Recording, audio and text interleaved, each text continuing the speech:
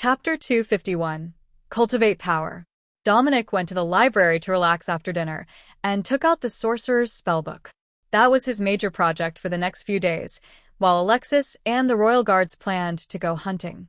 Dominic stared at the book for a few minutes as he worked out how he was going to put the altered mana in without actually forming the mana crystal using the technique that the second prince had taught him.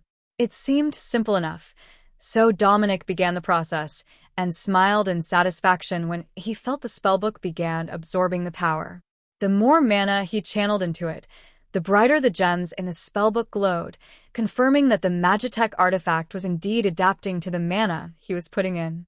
It would not be a fast process, which Alexis seemed to realize when she came into the library to watch him for a few minutes before she opened a book to read by the window, using the fading light to avoid needing to turn the Magitech lights on for a little longer. There was a lamp by her chair, but she had gotten so used to reading by natural light that it just felt wrong to be reading at all hours of the day by artificial light. But that habit did come with one notable benefit, Dominic knew. The moment that it got too dark to read, she would be ready to head for bed. No matter how intent Dominic was on his task of improving the Sorcerer's Spellbook, he wasn't going to miss bedtime. The next morning started out calm and businesslike, as Alexis prepared to go out hunting and scout some of the closer barony manors to see their condition. They had all been hit on the same day, as Dagos had sent tens of thousands of troops sweeping through the region, which was only sparsely populated and didn't even have a standing guard force. Some had survived the initial battles, and some had defected, then moved to the larger cities under Dagos' control. What are you going to do if one of those former nobles tries to come back and repent for their sins? You know that some of them were as young as you were during the battle, and many others saw it as their only chance to save themselves. Alexis asked as they were about to leave. I suppose that I will have to think about it. We've taken one, and he will be ready to move into a woodcutter's house soon. Or perhaps not. He's been getting along well with one of the Khalil family's daughters, and she might have another career in mind for him. The younger ones will all depend on attitude, I suppose. But the older ones, I'm not sure if I can forgive without a royal pardon. Dominic replied carefully. He didn't want to say that if he saw them first, there was an excellent chance that the princess would never know that they had ever returned.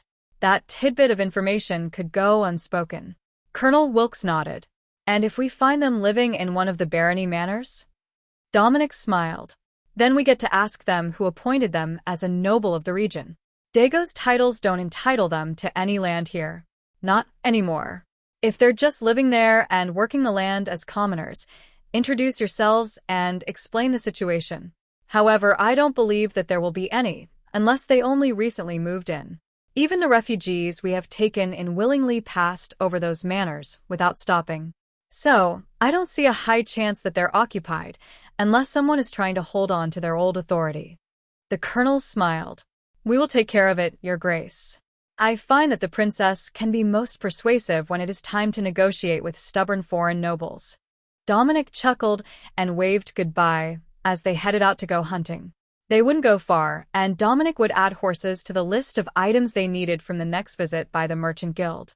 Once everyone headed out for their day, Dominic went to the front porch with a cushion from the entryway closet and settled on the porch swing. From here, he could watch the village's daily life and see anyone coming from the east or west, which was the only road through town.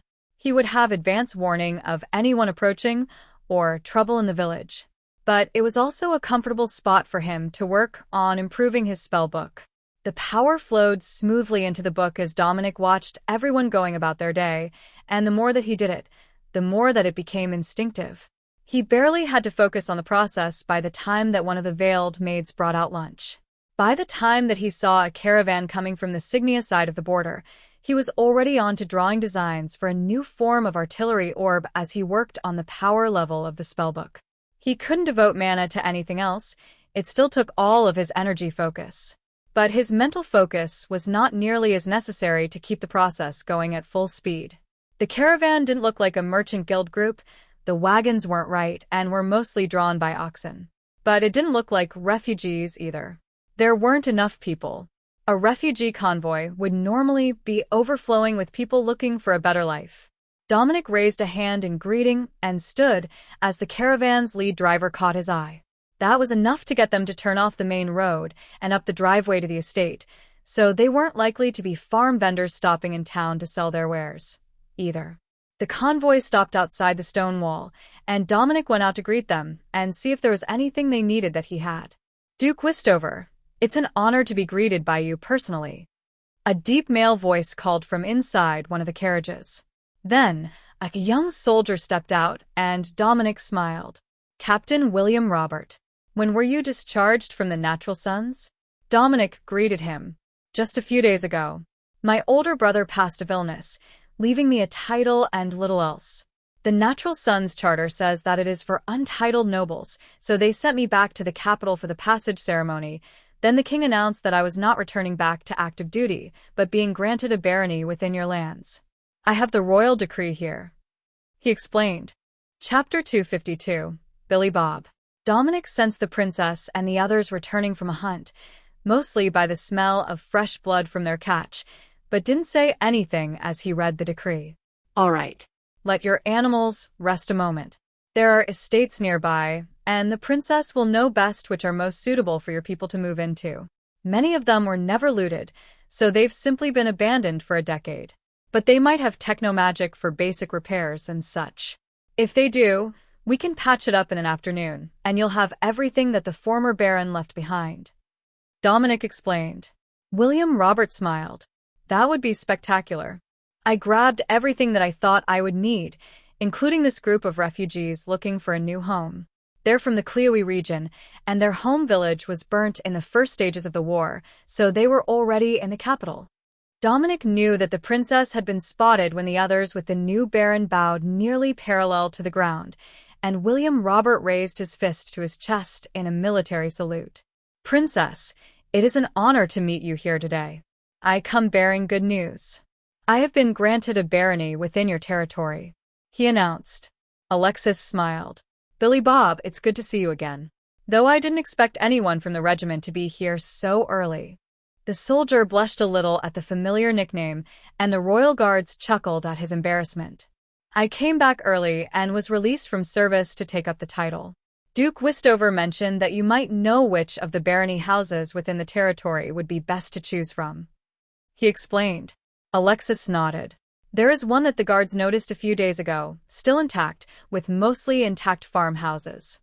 It will need cleaning and some maintenance, as it hasn't been touched since the fall of Wavemates. But you should be able to move in by tomorrow night, and the residents you brought will have somewhere suitable to stay as well. There aren't any villages around the barony houses, but there are clusters of farmsteads. I think that it should be suitable. Baron Williams smiled. If it's that close, wouldn't it be possible to get there yet today? There is plenty of light. Dominic leaned closer, so the others wouldn't hear him. There are still skeletons in the houses and yards from the battle, both soldiers and residents. There has been literally nobody here since the war. The area was cursed, and nobody dared to enter. He whispered. Right then. We will set up camp here, outside the manor. The Baron agreed, realizing the issue. Have the others set up in the yard. We will have the kitchen make enough for everyone. They're likely already at it. Beth is good like that. Alexis corrected him. You heard the princess. We're setting camp, and the Duke's men will lead us to our new home in the morning. Baron William informed his people. Then he turned to Dominic. Would it be possible to have you send someone to clear the destination of corpses before we arrive? The refugees might not take it well, and there would be many suspicions if I vanished for the evening. Dominic nodded. I will go myself to clear the house and the intact farmhouses. It's only right that I am the one to go. Just let me talk to the princess and see what manor she wanted you to pick. Technically, it is your choice which manor and territory you move into as a titled baron. But it's usually wisest to listen to the princess. The baron chuckled.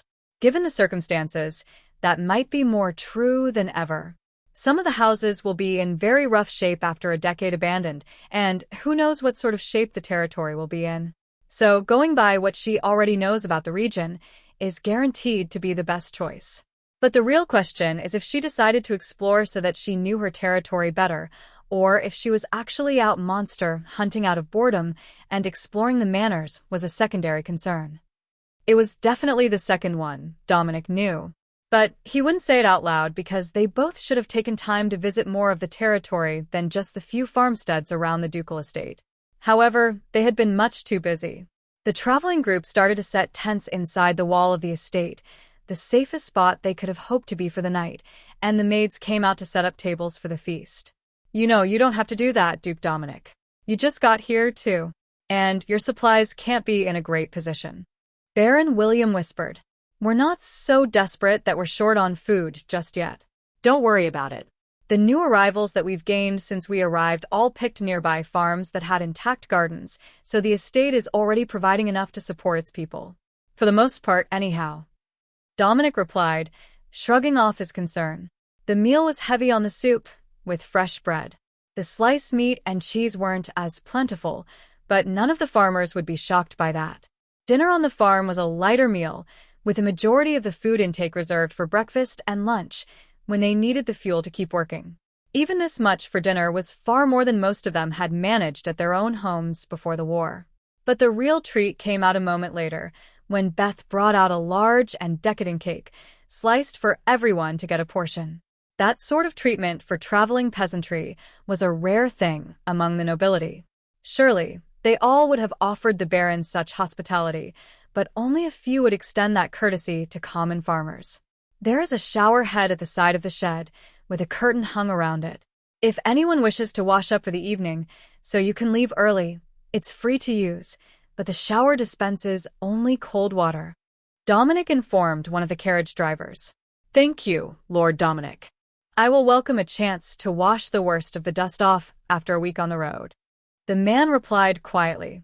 Unlike Dominic's convoy of Magitech trucks, they had been traveling with animal-drawn carts. It was not a short trip from the capital. Chapter 253. Tidy up for guests. Baron William retired inside after he had eaten so that he could see the maps and get an idea of where he needed to go. But while they would all be headed for bed, Dominic had work to do. What estate are you sending him to? I need to clean it. I suspect that the atonement is part of keeping the area free of curses, and we don't need our new baron chased off by ghosts. Dominic asked Alexis as she came to the library to get the details from the old records. This one here. Someone blotted out all the old names, but I can see that it's appropriate-sized, and it touches the river, while still being mostly on high ground, so there shouldn't be any major flooding. Alexis recommended. All right. I know the one. I might not be back tonight, depending on how bad it is. But if you send a guardsman with him in the morning so he doesn't get lost, it will be ready. Dominic agreed. The houses there were clustered at the top of a hill, and if it had survived the years, the hillside should be terraced for growing grapes on the south side. An excellent choice for their first baron. It was hard to go broke when you had a productive vineyard on your property. Dominic changed to traveling clothes, namely heavy canvas pants under plain black sorcerer's robes, and headed out at a jog. It was a little under 3 kilometers to the property, just outside the plot that was dedicated to the ducal estate, but not a hard trip across open ground. Dominic paused when he reached the estate, and then smiled when he realized that he actually knew this one very well. Their son liked to play in the woods by the river, the same region that Dominic liked. So, they had known each other quite well, and he had seen the boy many years later in Axbridge.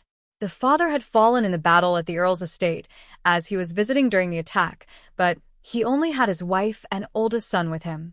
The rest of the family had gotten the warning in time and had fled for their lives, headed southwest, away from the attacks and skirting the border. That way, if they were caught, they could pretend to be from Signia. The Dago's invaders wouldn't know exactly where the border was until they encountered a border fort. But by then, the refugees would be long gone. That also meant that the place should be reasonably clear. Dominic's mood was high when he approached the grounds.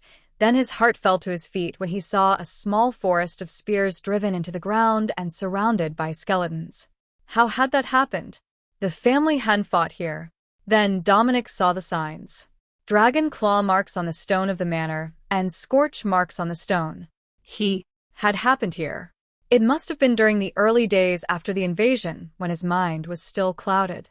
He had even left one of his hand-woven bracelets hanging from the door handle of the estate, with his name on it. The door was closed, and the windows were slightly open. a standard method of keeping the house from holding too much humidity. But Dominic didn't start inside. Instead, he used his storage cube to pick up all the soldiers' bodies and equipment. Then, he put all the spears away in the manor's armory and moved to the nearby farms to check them. Some had been partially looted, tables overturned and cupboards open. But nothing was burnt, so it should be safe for residents to move back in. Dominic collected the last of the bones, and then created another small memorial crypt to place them all in. Just a small stone dome marking the tragic past of the barony. Then, he went to the barony manor and swung the door open to inspect the interior. Some of the wall sections needed patches, which would be easy with fieldstone wall, but other than that, it was just horrifically dusty. He didn't bother to go to the root cellar. He knew that would be a mess for someone else to clean. But Dominic did take the time to ensure that the main bedroom was all right, as well as some of the servants' quarters. None of the windows were broken, and he didn't see any mold growing inside either. A sign that there had at least once been magic here. So, Dominic went to the basement and found the Magitech controls set in the wall right by the stairs. They were behind a simple metal panel, but nobody had disturbed them. Likely, nobody had even entered the manor house before he had passed by in a feral state and turned the yard into a forest of impaled corpses. A twinge of memory came to Dominic, like he should have remembered something about that event. But as soon as it came to him, it vanished again. One day, he hoped to regain some of those lost memories. But the more that he saw of the aftermath of the invasion, the more that he considered that it might be a blessing not to know. 100 impaled soldiers at an abandoned manor said that Dagos might not have been wrong to call him the Butcher of Westover. Maybe he could play that up? Stupid people liked to cause trouble. Making sure that they didn't forget would make his life easier in the future. The barony manor also had minor self-repair built into the structure's enchantments, which took much more mana than the ducal estate had. This house wasn't as well built to begin with, and it hadn't held up as well to a decade untended. But now that he had refreshed the spells, there were working Magitech lights in the Great Hall, the basement, and the master bedroom. Not the whole house, but the major rooms. The manor was more like a large farmhouse, Dominic decided. 2 levels, 5 bedrooms, plus the small servant suite by the kitchen with 2 beds. That was all the staff that the barony would have had inside. The others would have been in one of the nearby houses, which were clustered so that the fields extended out from them like leaves on a sunflower, descending the hill. Mission accomplished. Now he could head home for the night instead of staying overnight at the barony. Chapter 254. Pest Control. Dominic had just left the house when he heard grunting in the distance, then grunting in a guttural language. He had found goblins almost guaranteed. The princess would be overjoyed when she found out that there were monsters to hunt in the region. The Baron and his farmers? Probably not as much. At least he was a Natural Sons officer, and he would be traveling with a Magitech rifle on top of the rest of his gear. Perfect for defending the farms. Dominic followed the sounds toward the river, but what he found was not what he had expected. There were goblins. But they were not here hunting for the newly arrived humans, or even for wildlife. They were engaged in a vicious argument with a small water troll, who had clearly drowned their shaman when he came to the river to get a drink. The little troll thought that the whole situation was hilarious, and he was doing his best to bait more of the goblins into the water, where he could drag them under. Like many other species of monsters, goblins were too muscle-dense to float, so they were atrocious swimmers. Once that troll got them, they were unlikely to survive. So, Dominic made a plan. There was a hobgoblin near the water's edge carrying a long spear that he was thrusting at the troll every time that it got close. That would be the priority target. Magic crackled as a shot from Dominic's mana revolver hit the hobgoblin in the back of the head, dropping it into the river. The troll began to laugh hysterically as it pulled the oversized goblin away from the shore, triggering the others to follow and try to rescue their leader. That gave the troll the chance to drown 2 more of them, using water magic to pull them into the depths, while Dominic took out the rest with his pistol. Then, Dominic sat and waited for the screaming and thrashing to stop, marking the final demise of the goblins and leaving only him and the troll. "Little man, there will be humans coming soon moving into the house on the hill. I would appreciate it if you didn't try to drown them when they come to wash their clothes or get water." Dominic commented quietly. The troll stared at him for a few seconds, then shrugged and disappeared beneath the surface. It made no promises.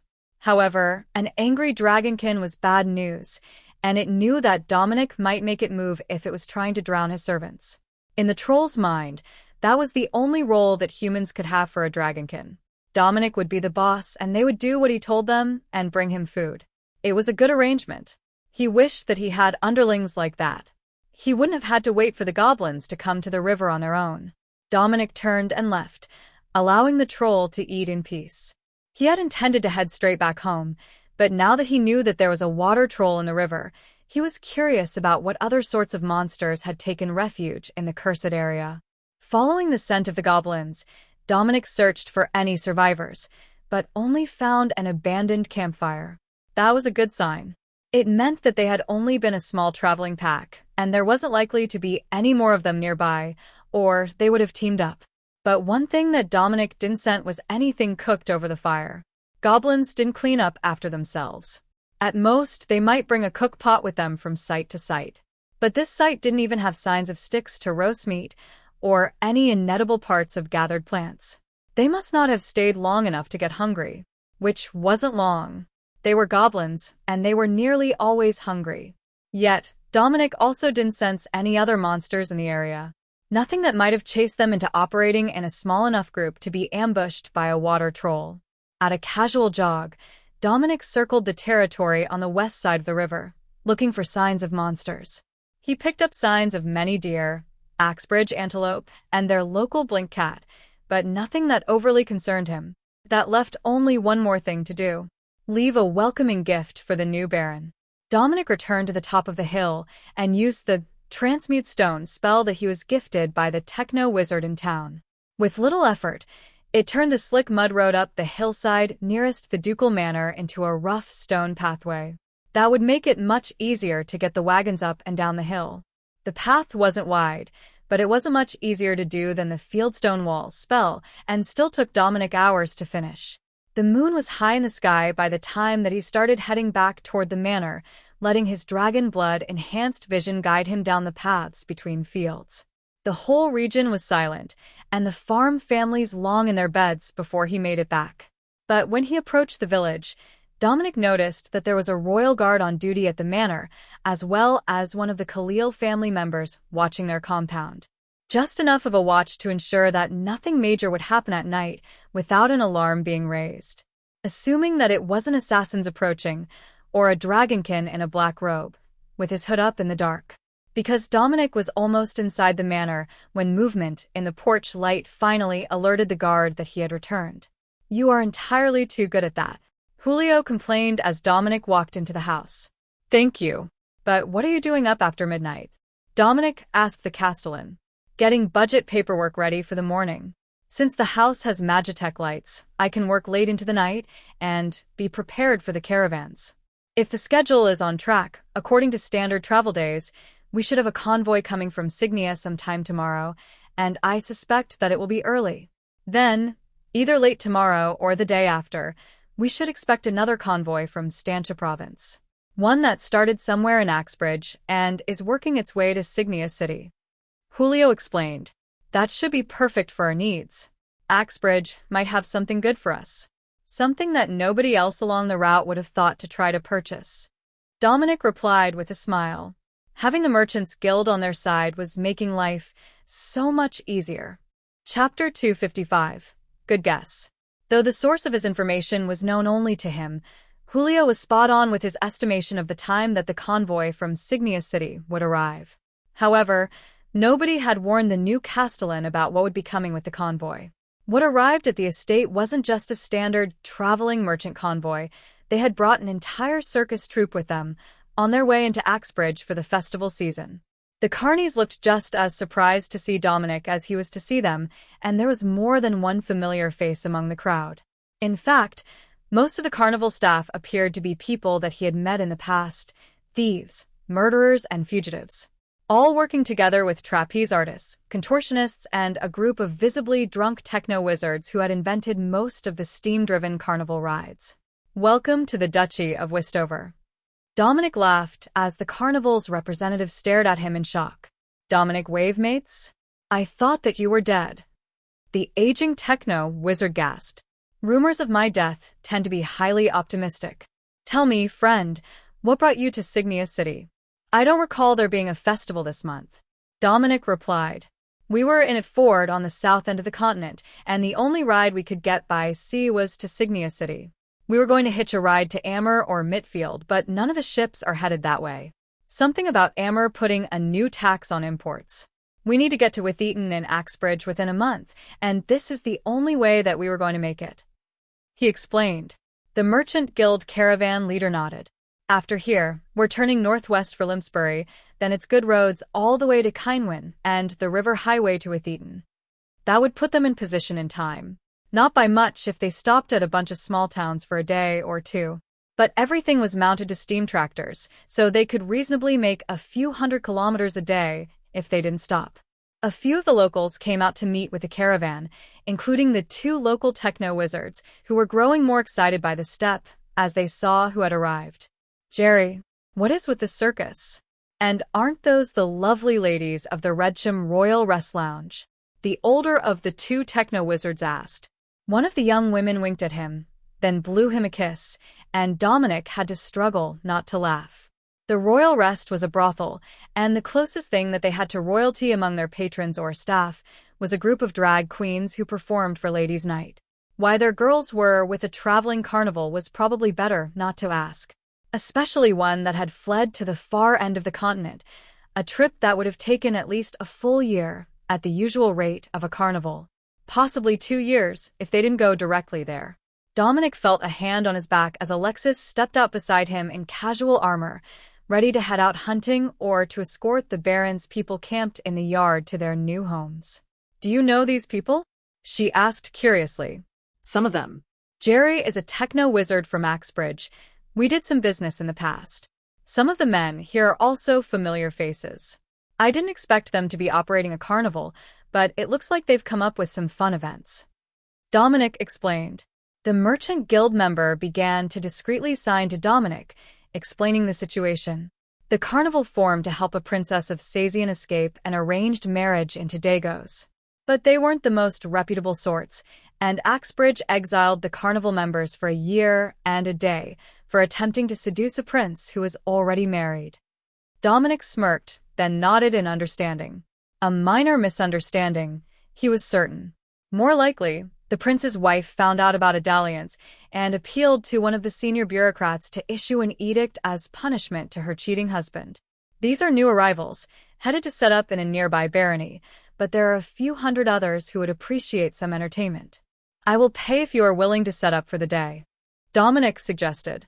The carnival leader smiled.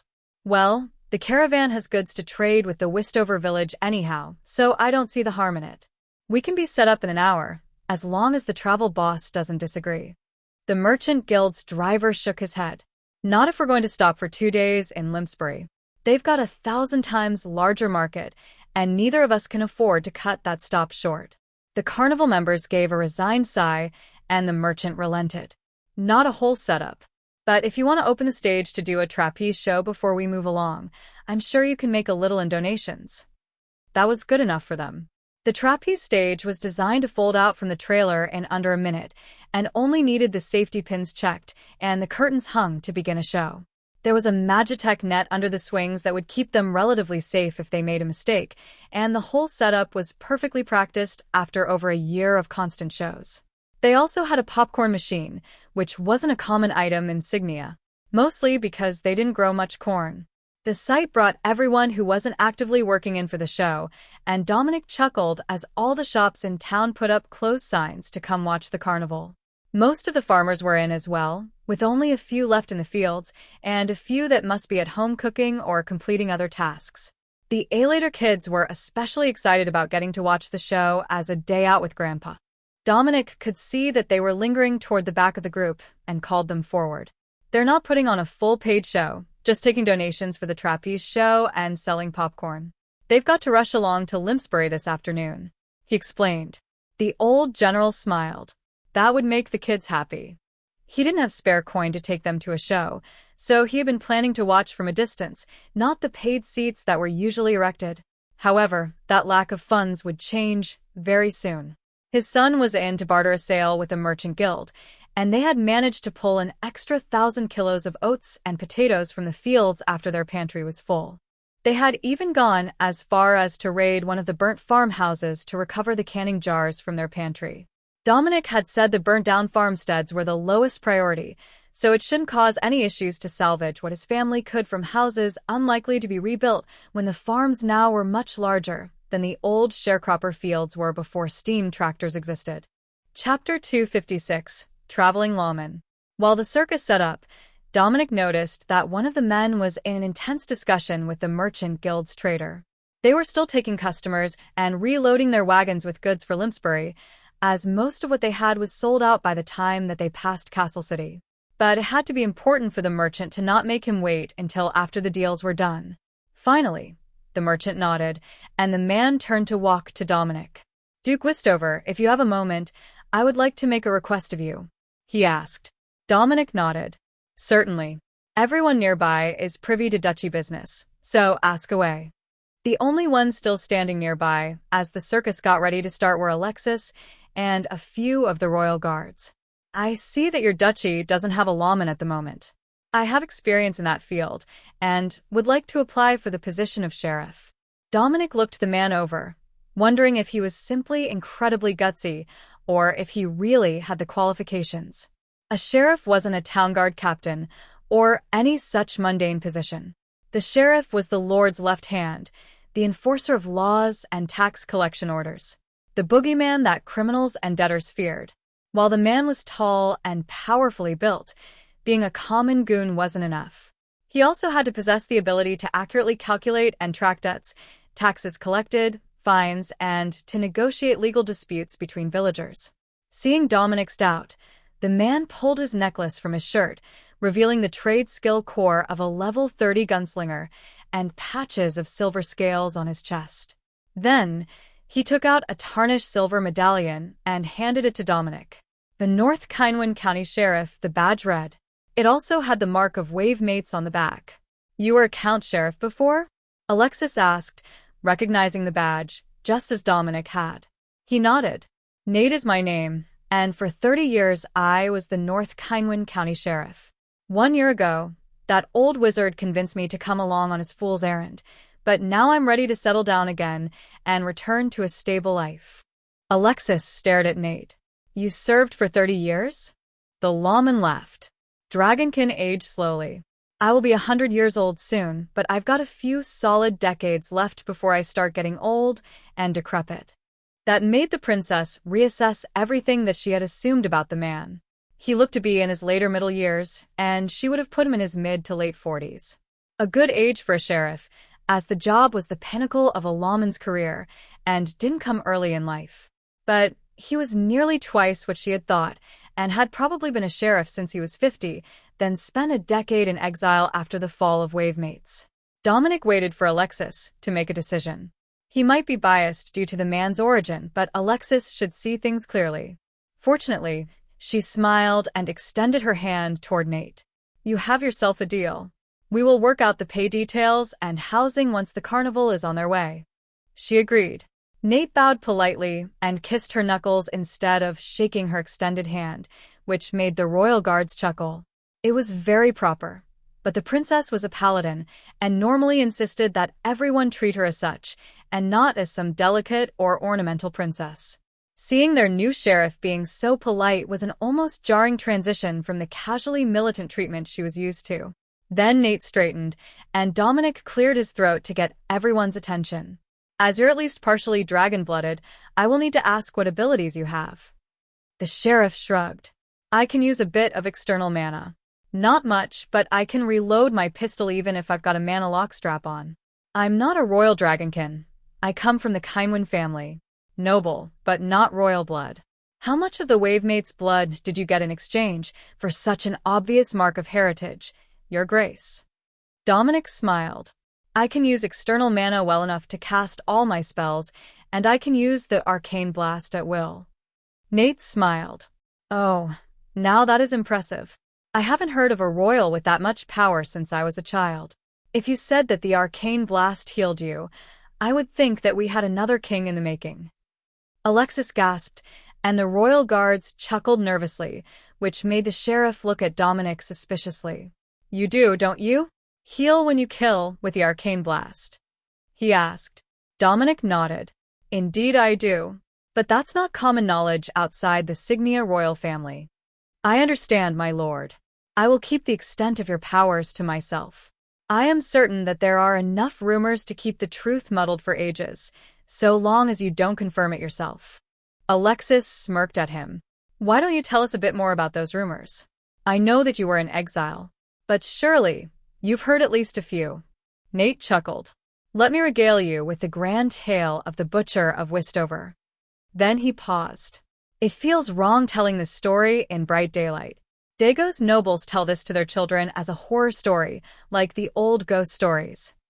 Alexis raised an eyebrow at Dominic, who shrugged. It's become a Beauty and the Beast type story now, isn't it? The kiss of a beautiful princess tames the feral monster of a dragon, and they live happily ever after. He suggested with a wiggle of his eyebrows. The others chuckled, while the princess blushed. Then Nate continued. As I heard the story, it goes like this. After the assassination of the Dragon King, 10,000 men were sent to the wild lands of the south to secure the last of his lineage. Every man an elite veteran, trained for years and battle-hardened through border skirmishes and monster hunts. Like a wind, they swept over the corrupt lands of the sorcerers and beastmen until they arrived at the final fortress, the mighty home of the Earl of Westover. He paused and smirked as he looked at the actual building in question. Not exactly an impenetrable fortress. That was where the expansion of the invincible army was halted. The mighty fortress of the Earl fell in a single day before the might of Dago's army. However, their hubris turned out to be their undoing. For what they found at the border of Signia was no mere mortal. The attempt to cleanse the land of mixed blood sorcerers had awakened an ancient evil, an evil that had been embraced by the last of the Dragon King's bloodline. A feral dragonkin known as Dominic. Kept bound by the magic of the Dragon King and unleashed with his death, the feral scourge annihilated everything in his path. An entire regiment fell in minutes. Not even the children of the village were spared. Then, the Butcher of Westover truly broke free of his restraints. No longer confined to the Westover estate, he rampaged through the invincible army, killing everything in his path. Soldiers, monsters, refugees.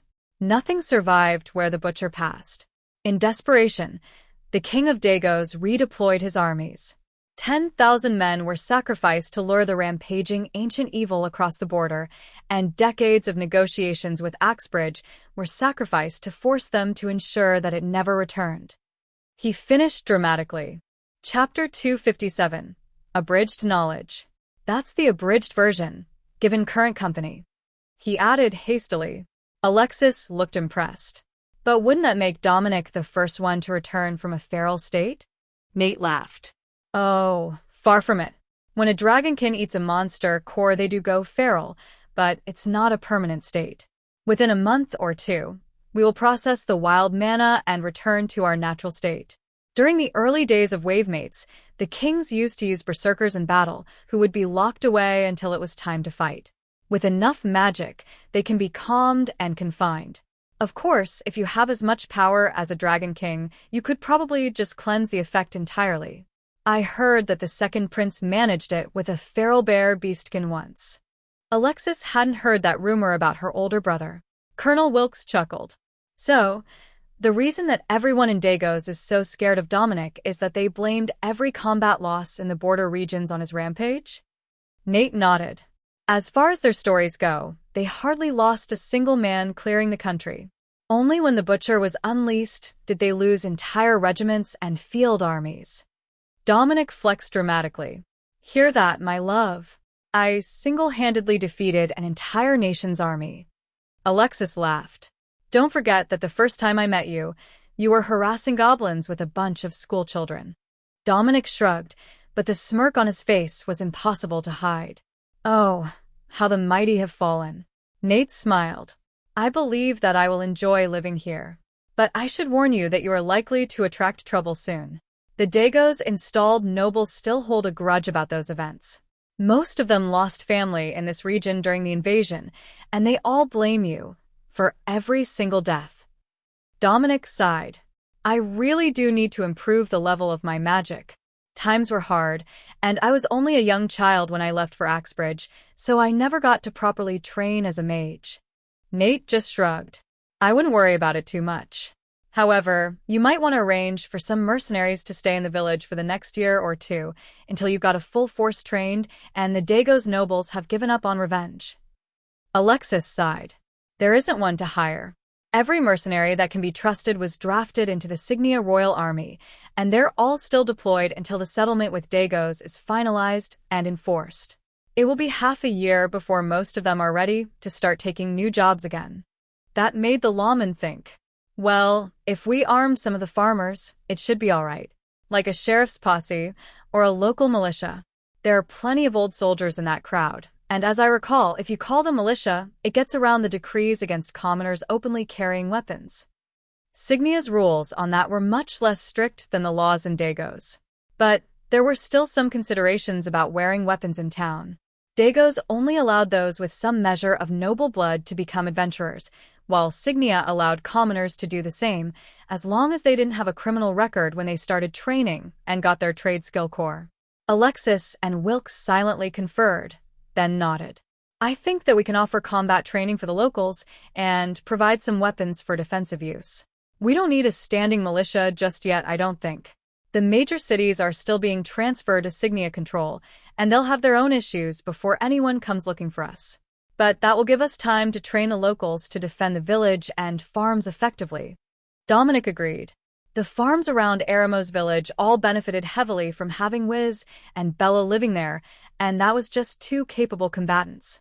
If they had one per family, then sporadic monster attacks would become much less of a concern and more of a recurrent nuisance. I look forward to working with you, Your Grace. Princess. Now, is there an existing jailhouse in town or equivalent? If not, I will work out a deal to find a space once we have finished discussing salary. Nate asked. There is a jail of sorts. It's mostly the old sheriff's house, but there are 2 cells in the basement. There wasn't really a need to make it any larger. Nate smiled as Wilkes handed him a piece of paper. On it were listed the standard salary rates for the positions they intended to hire, and the compensation was much better than he had hoped. It was set by Signia city wage standards, which were significantly higher than what most people got paid in rural areas, especially commoners in Dago's or Axbridge. I can't say that I have any issues with that arrangement. With housing included, it's a mighty fine deal. Now, I need to go grab my gear, say goodbye to the carnival, and go greet the rest of the village. Nate announced with a smile. Well, most of them are right here, so you can likely get your friends to announce you at the end of their show. Dominic suggested. Not a bad idea. That way, everyone will find out at the same time, and it will be much less suspicious than going door to door just to introduce myself. The thought of everyone's reaction to someone going door to door introducing themselves as the new lawman, without any word from the Duke, was an amusing one. But there was no need to make the man's life difficult. Dominic would just go up between routines of the trapeze artists and introduce Nate to everyone at once. Even Pops had come out when he smelled popcorn. The locals didn't have a lot of coin this morning, but after getting paid for their unexpected extra shipment of produce, they all had at least a little. That was enough for it to be worth setting up the carnival, and it had the added benefit of welcoming the new baron to the estate in grand style. Nobody would forget that the first time they set foot in the Westover Duchy, there was a carnival passing through. They had even sent out the dancers and jugglers. They only left the other carnival rides stored. All it needed to be a full circus was a tamed dire bear. Nothing said circus quite like a tamed bear. Chapter 258, New Lawman. Dominic laughed at the confused booing as Nate took the stage between shows and didn't immediately begin dancing or performing a trick. I'm not going to hold up the show, I promise. I just wanted to introduce myself while everyone was here. My name is Nate, and Duke Westover just hired me from the convoy to work as the Sheriff of Westover. If you have any issues or spot danger, you can come to me. I am a skilled gunslinger, and I'm capable of assisting with anything from bandits to roaming goblins. Now, I believe that the ladies have a dance troupe routine for you while the trapeze swings are adjusted for the next set. Enjoy, Nate explained. There was cheering when he left the stage, but it was much more likely for the scantily clad women tossing candy into the crowd than for the prospect of a new sheriff. The dancing girls were always popular among the boys and men. While the ladies danced, the Merchant Guild finished their work and took orders from the shops in town that would need supplies again soon. However, by the time that the shows were taking a break and the locals were lined up for freshly fried mini donuts, the convoy coming from the other direction was already in sight. And they had quite the prodigious convoy with them. Alexis frowned as she saw them coming.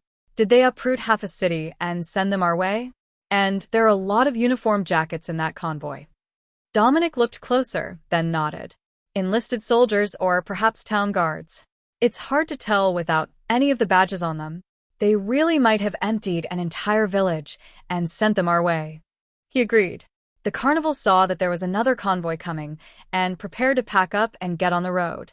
Those were all new customers, but they were also refugees that needed to be housed, and that would mean that everyone in town was about to be busy, and they would need to reopen all the shops. The last to close up was the donut cart, which was hastily loaded when the last customer was served, moments before the caravan departed with the ringing of bells and cheerful well wishes from the villagers. The incoming caravan was much less cheerful than the traveling carnival, but as Dominic and Alexis jogged over to meet them at the edge of the village, the exhausted atmosphere began to change. Princess, Duke Westover, it's a pleasure to see you in person. We have the rest of the new hires from your list, as well as numerous other volunteers. The caravan leader declared. You filled the entire list? Dominic asked. The list was all skilled professionals, and not an easy group to get to move to a rural duchy. The merchant nodded. You see, it's like this. He paused, as if unsure how he should phrase the next part to make it sound a bit more palatable to the nobles.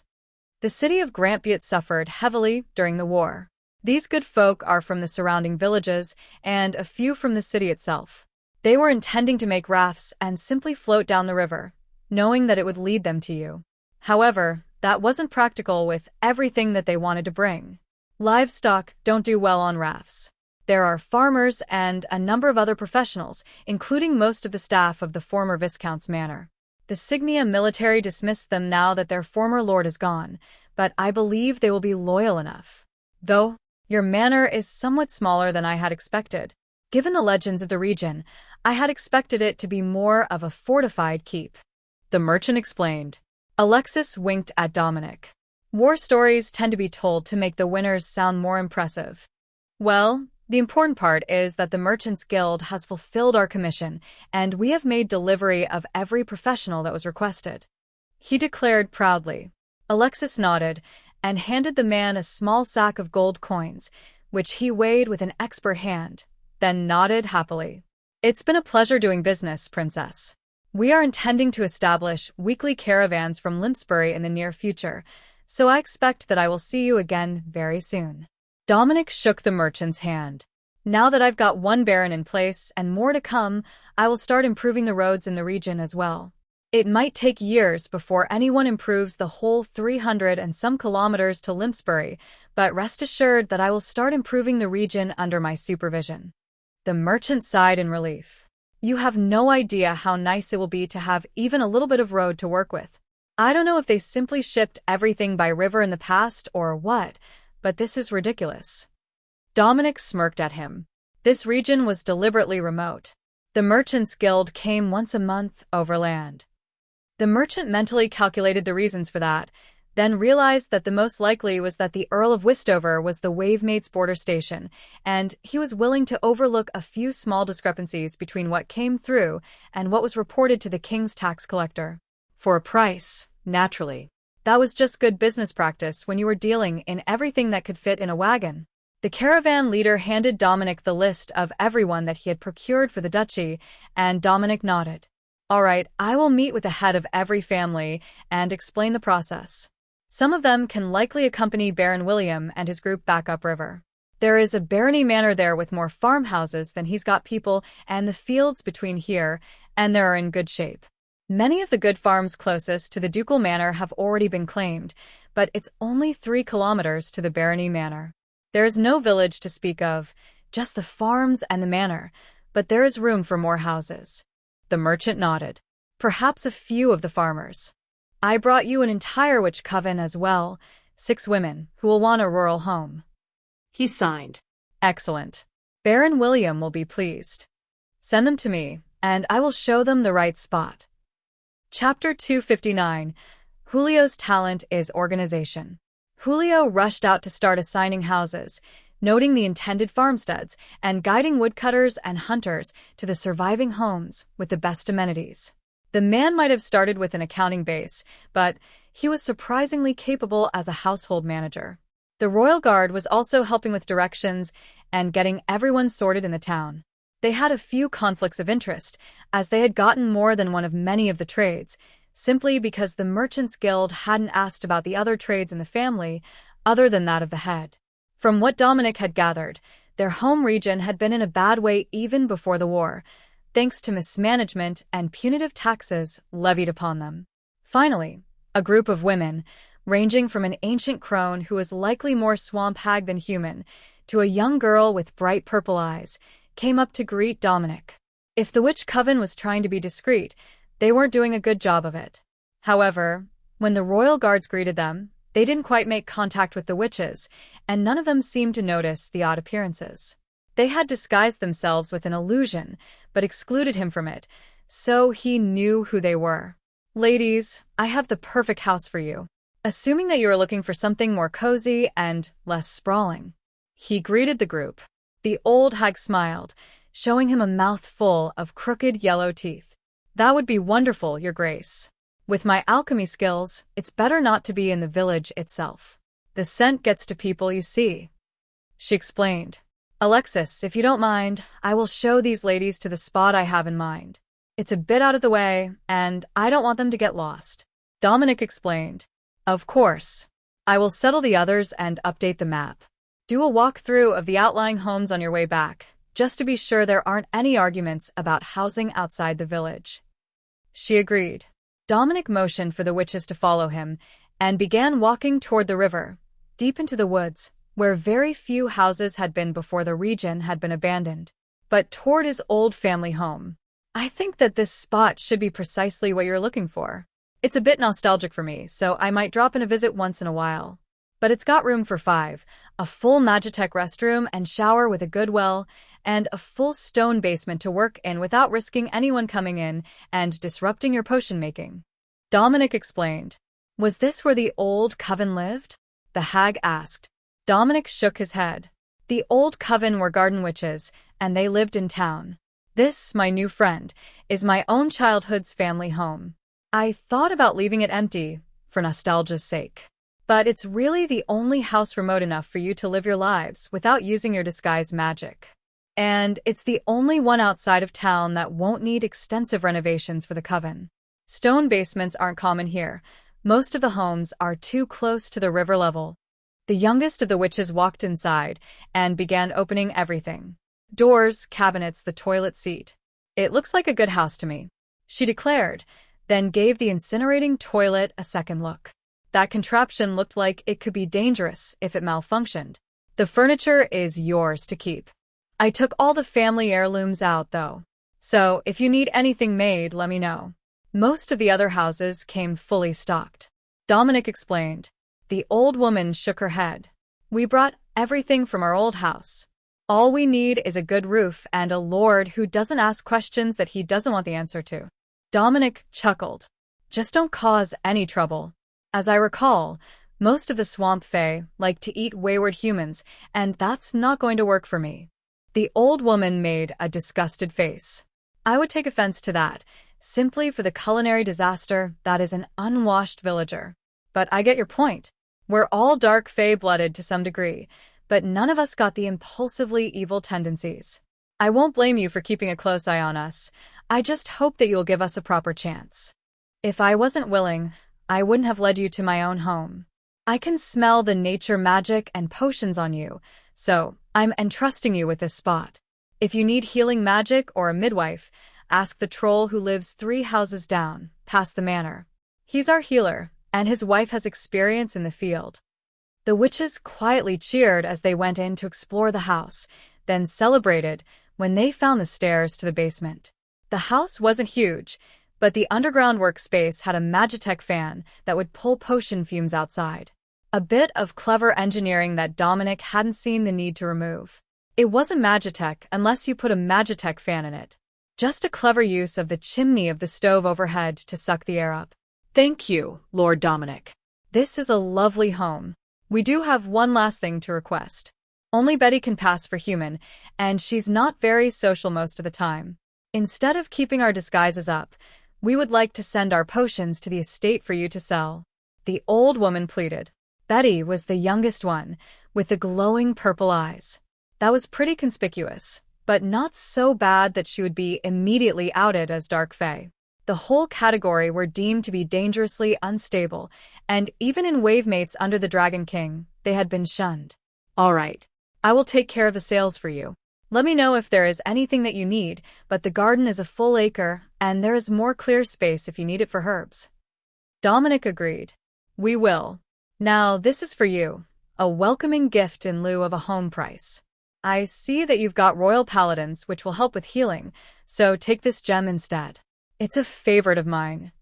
The old witch insisted, then pressed a spell gem into his hand and turned to walk inside and sit down. Dominic chuckled, then waved goodbye and returned to the estate. With a whole new group of witches in the old house, he could begin to let the old memories fade. Though he was certainly going to have to go back. That swamp witch had given him a spell gem of Bee Swarm, and anyone who thought that attacking people with a swarm of bees was peak magic was bound to be a fun person to talk to. Chapter 260, The King's Man. Dominic stopped to check on the new woodcutters, hunters, and some of the new ranchers that had moved in closest to the river before he returned to the manor. The lowlands weren't great for crops because they flooded a few times a year. But with the houses up on the hill, it was still a great spot for animal pastures, and the plants grew back with astounding speed.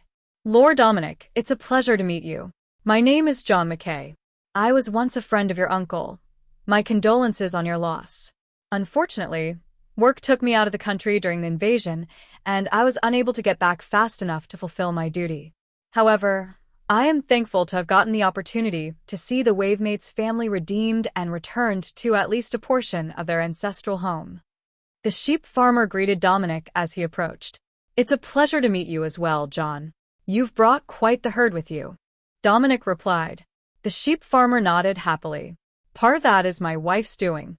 Her father was a sheep rancher as well. Most of the farm went to her older brothers, but with the money I had, we chose to stock up and move here when we heard that you returned. King's Man number 1 has returned to Wavemates." The farmer signed as he spoke. Dominic smiled and shook his hand, clasping his forearm in the way of Wavemate soldiers. "It's good to have you back. Unfortunately, I don't have much time today to socialize. I was asked by the princess to check on all the new arrivals after I settled the witches in. They're over in the woods and prefer privacy, but they don't seem like the sort that will be upset if a few sheep or goats wander near their house," he explained. John chuckled. "They're an interesting sort. Did they tell you they're garden witches?" Dominic shook his head. "No, and I wouldn't have believed it if they did. Their leader is a swamp hag. They do have strong nature magic, though, so they can do the job of helping the crops with their magic. We do have an elven garden witch at the manor. She took a horsehoof to the head as a youth and needs someone to watch out for her, but she's good at her job." John made a protective gesture, wishing her well. "That's unfortunate. Elves are excellent with garden magic. My wife and I both have a little magic. Mine isn't really suited to farming, but she's got a natural touch with animals. Well, that will make life easier. I suspect that many of the common folk who have come to live here have at least some measure of magic." Dominic agreed. "And that was why we were so eager to move away from the Dago's corrupted city folk. Life is sure to get better when we don't need to hide who we are or the fact that we have magic. Many survived on the brink of starvation because things were so bad in the north, drought and all. But they didn't dare to use much magic, as it would bring the nobles down on their heads." "It was that bad?" John nodded. If you can pass for human, they will call you a wizard, maybe a witch, and you'll get extra scrutiny from the guards. Even the techno-wizards, whose magic is totally different, get that treatment from Dagos, and it's no secret that the kingdom needs their skills. But those of us with actual innate magic from monster blood? Dagos doesn't tolerate that sort of impurity in their humans. Dominic sighed. That's what I heard from the techno-wizards in town. They're shooting themselves in the foot with that tactic, but they refuse to change. Well, maybe they will begin to change under the new king, but I wouldn't hold my breath. The bleating of a sheep drew John's attention, and the two men parted to finish their work. Dominic scouted a few more of the farms, asking around to see if they were missing anything essential. In most cases, that answer as no. The farmhouses they had chosen were still intact and complete.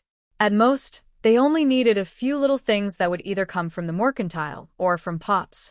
They would get to know everyone in town after a little while, and from what Dominic could see, they were developing a rather healthy village. Most of the surviving buildings were already full, not even a month after they had moved into the estate. He was going to have to start rebuilding. Dominic returned to the house and found Alexis sitting at the table with a stack of papers open, going over some sort of charts. Did you find anything out of the ordinary? She asked. A few interesting characters. I moved the witch coven into my old family house, and there is one of the Dragon King's men living on the farms. Other than that, I noticed we're running short on houses in town. We've got a nearly complete village already, and I suspect that we're going to quickly end up with a small city. Everyone with magic wants to be here, not just from Kainwen province, but from the cities under Signia control.